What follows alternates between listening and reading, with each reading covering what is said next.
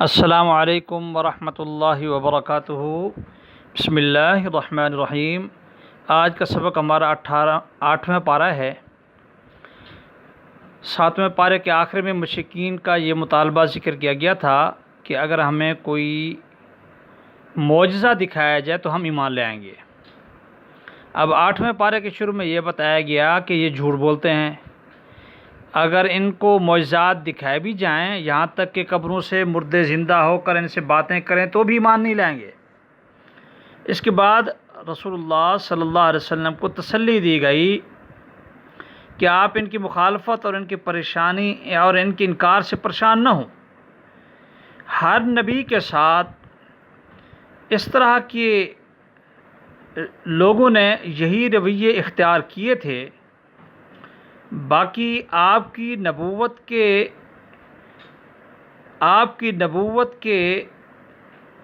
اس بات کے لیے ان کے مطلوبہ معجزات کی کوئی ضرورت نہیں۔ اللہ تعالیٰ نے آپ کو متعدد معجزات سے نوازا ہے، جن میں سے سب سے بڑا معجزہ قرآن کریم ہے۔ اس معجزہ کو دیکھنے اور سننے کے باوجود یہ انکار کرتے ہیں، آپ پریشان نہ ہوں، کیونکہ زمین پر بسنے والے اکثر لوگوں کا یہی حال ہے کہ وہ ہدایت کو چھوڑتے ہیں اور گمراہی کی طرف میل ہو جاتے ہیں۔ فرمایا اگر آپ اکثر لوگوں کی بات مانیں گے تو جو دنیا میں ہے تو وہ آپ کو اللہ کی راہ سے دور کرنے کی یہ کوشش کریں گے۔ کیوں؟ اس لیے کہ یہ گمراہ ہو چکے ہیں۔ آپ پریشان نہ ہوا کریں۔ آپ ان کی پریشانی میں، آپ کو جو پریشانی ہے کہ یہ ہدایت کی طرف آ جائیں، یہ ہدایت کی طرف آنے والے نہیں ہیں، اس لیے کہ انہوں نے گمراہی کو اپنے حصے میں لے لیا۔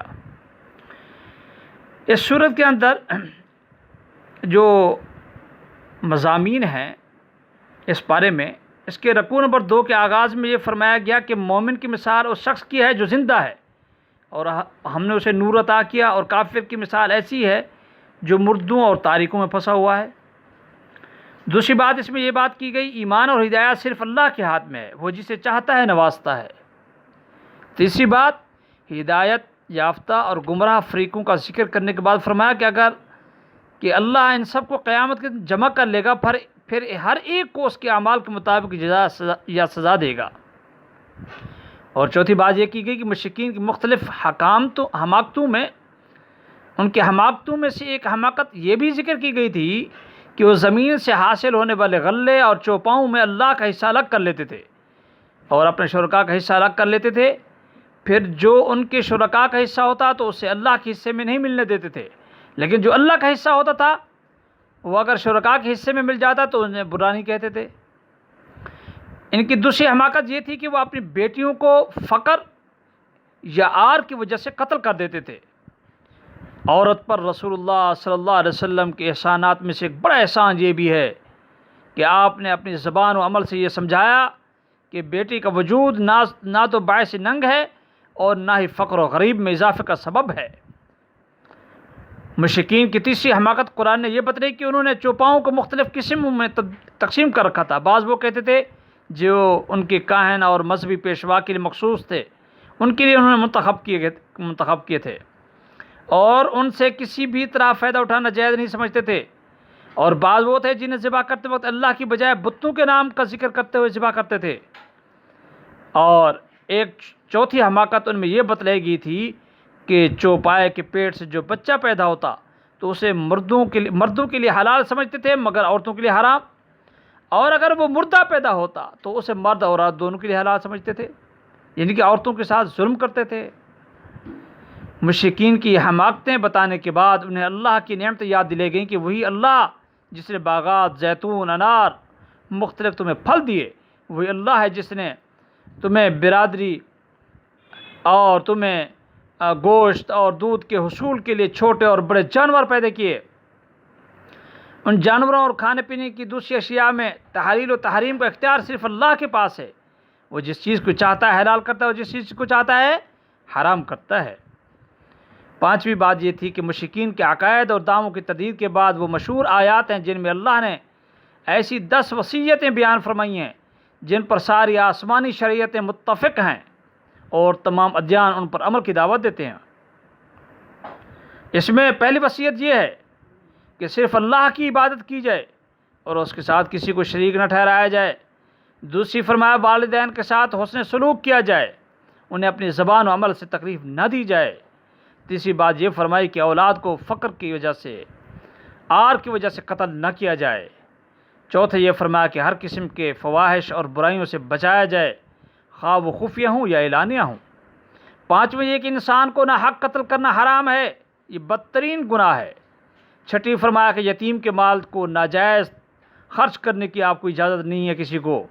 ساتویں یہ فرمایا کہ ناپ تول کو پورا رکھا جائے۔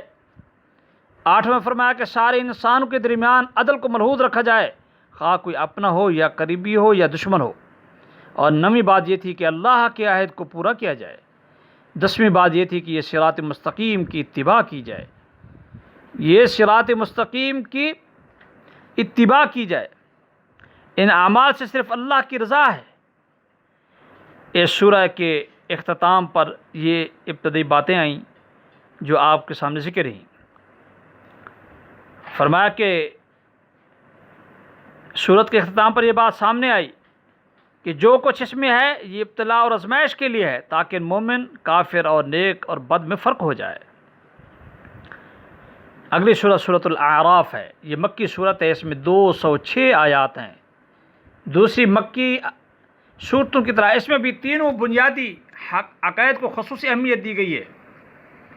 اس سورت کے ابتدا میں رسول اللہ صلی اللہ علیہ وسلم کے دائمی معجزہ یعنی قرآن کریم کا ذکر ہے، جو سارے انسانوں کے لیے سب سے بڑی نعمت ہے۔ سورہ اعراف کی ایک قابل ذکر خصوصیت یہ ہے کہ اس سورت میں اللہ تعالیٰ نے مسلسل 4 بار انسانوں کی یا بنی آدم کے صیغہ سے خطاب فرمایا۔ یہ 4 ندائیں سورہ اعراف کے علاوہ کسی اور صورت میں نہیں ہیں۔ پہلی ندا 10ویں رکوع میں ہے، جس میں اللہ نے لباس کی نعمت کا ذکر فرمایا۔ آیت نمبر 26 میں فرمایا گیا، اے اولاد آدم، ہم نے تمہارے لیے لباس اتارا ہے جو تمہارے ستر کو بھی چھپاتا ہے اور زینت کا باعث بھی ہے، اور تقوی کا لباس سب سے بہتر ہے۔ دوسری ندا فرمائی دوسرے رکوع کی آیت نمبر 27 میں، جس میں اللہ تعالیٰ ابلیس کے فتنہ سے بچنے کی تلقین کرتے ہوئے فرماتا ہے، اے اولاد آدم، کہیں شیطان تم کو بہکا نہ دے، جیسے اس نے تمہارے ماں باپ کو جنت سے نکال دیا، ان کے لباس اتروائے۔ تیسری ندا یہ رکوع کی آیت نمبر 31 میں فرمایا، 10ویں رکوع کی آیت نمبر 31 میں فرمایا، اے اولاد آدم، اپنی زینت لباس لے لو ہر نماز کے وقت، اور کھاؤ اور پیو اور اسراف نہ کرو، بے شک اللہ اسراف کرنے والوں کو پسند نہیں کرتا۔ چوتھی ندا یہ لگائی 11ویں رکوع کی آیت نمبر 35 میں، جس میں فرمایا گیا، اے اولاد آدم، اگر تمہارے پاس تمہیں میں سے رسول آئیں جو تم کو میری آیات سنائیں، تو جو تقوی اختیار کر لیں گے اور اپنی اصلاح کر لیں گے تو ایسوں پر نہ کوئی خوف ہوگا اور نہ غمگین ہوں گے۔